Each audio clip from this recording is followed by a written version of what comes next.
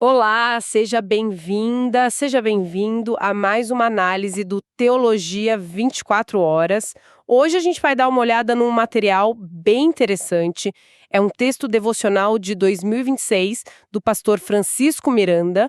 O título é Sangue na Porta, Paz no Lar. Uhum. E, olha, ele usa uma metáfora de, sei lá, 3.000 anos da Páscoa judaica lá no Egito para falar dos desafios de hoje, sabe? A grande questão que fica é, será que uma imagem tão antiga assim ainda funciona como um guia prático para uma família nesse mundo de tela, de ansiedade? Essa é a pergunta de 1 milhão, né? O texto tenta justamente criar essa ponte. Uma ponte entre, sei lá, o livro de Êxodo e o feed do Instagram de uma criança. Ele basicamente argumenta que o Egito hoje não é um lugar, mas um sistema cultural que está o tempo todo tentando moldar os nossos filhos. Certo, e ele descreve esse Egito moderno, né? Ele usa umas palavras bem fortes, fala de pressa, telas, sensualização, ansiedade. Então a ideia é que, assim como os israelitas marcaram as portas, as famílias hoje precisam de uma marca espiritual. Mas o que seria essa marca, assim, na prática? Então, é aí que a coisa fica interessante. O autor faz questão de frisar que o sangue na porta não era tipo um amuleto mágico. Era um sinal público.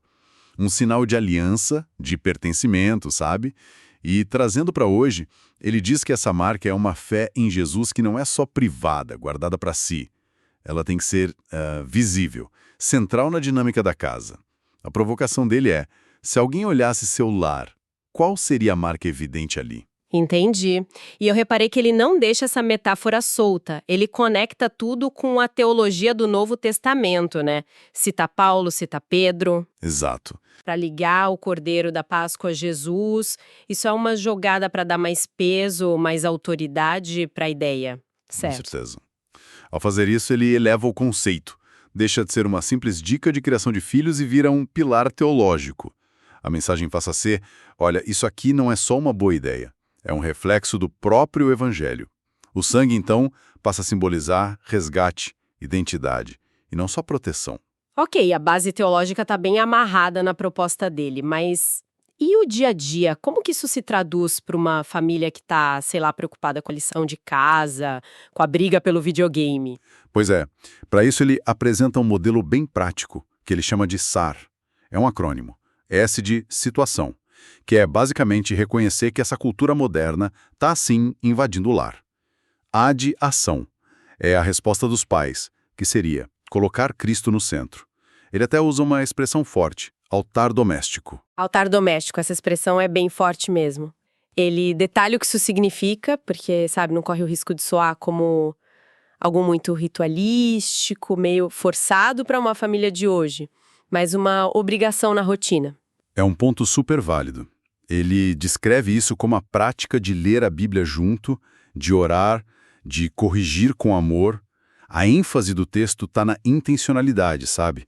Ele parte do princípio de que a autenticidade vem do compromisso dos pais. Mas você tocou numa tensão real, que é essa linha fininha entre um hábito espiritual vivo e um ritual vazio. E para fechar o acrônimo, o R é de resultado, que seria teoricamente um lar com uma direção clara e filhos que aprendem a ter discernimento. Então, no final das contas, a fé precisa virar uma cultura familiar ativa, um filtro. Mas isso me leva a uma outra questão. Ao focar tanto em proteger, em criar essa fortaleza contra o Egito lá fora, não existe o risco de criar uma bolha, de dificultar que os filhos aprendam a lidar com o mundo real, com as diferenças? Essa é talvez a crítica mais pertinente a essa abordagem. O devocional foca totalmente em construir essa segurança interna. A premissa é que, com a identidade fortalecida em casa, os filhos vão estar mais bem equipados para quando saírem. Um crítico diria que isso pode, na verdade, atrasar o desenvolvimento da resiliência, né?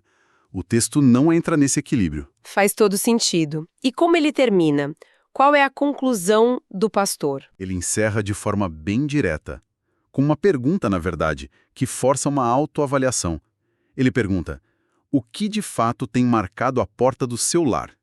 É o evangelho vivido ou é o Egito ensinando em silêncio? É um chamado para sair da passividade. Puxa, é uma pergunta bem incisiva. E deixa a gente com algo para pensar, né? O texto foca muito na família, mas se a gente expandir essa metáfora, num mundo que briga por cada segundo da nossa atenção, onde a nossa mente é o verdadeiro lar sob ataque, o que significaria para cada um de nós, individualmente, marcar a porta da nossa própria consciência? Será que é possível criar um santuário mental hoje em dia? Fica aí a reflexão. E olha, a gente adoraria saber o que você pensou sobre isso. Comente como este devocional falou com você. E se você quiser aprofundar, acesse gratuitamente o teologia24horas.com.br. Teologia 24 horas, um jeito inteligente de ensinar e aprender.